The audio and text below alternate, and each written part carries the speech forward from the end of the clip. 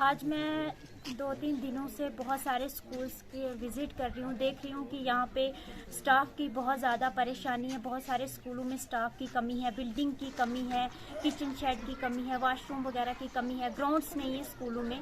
आज मैंने higher secondary school बनून में मैं यहाँ पे विज़िट कर रही थी और यहाँ पे सारी जो पोस्टें हैं वो वैकेंट हैं।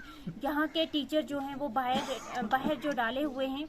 और अभी मैं यहाँ पीएचसी नाली में मौजूद हूँ और यहाँ पे स्टाफ बिल्कुल भी नहीं है, ना होने के बराबर है। एक डॉक्टर यहाँ पे मौजूद है और यहाँ का स्टाफ जो उठा के पतनाजी में डाला हुआ है, उसको मैं सीएमओ साहब से रिक्वेस्ट करती हूँ कि उसको वापस किया जाए और वहाँ जिस बेस पे वो पीएचसी ओपन की है उस बेस पे वहाँ के जो डॉक्टर आपने वहाँ पे जो भी स्टाफ लगाया है उसको वहाँ पे परमानेंटली भेजा जाए और यहाँ का स्टाफ वापस किया जाए।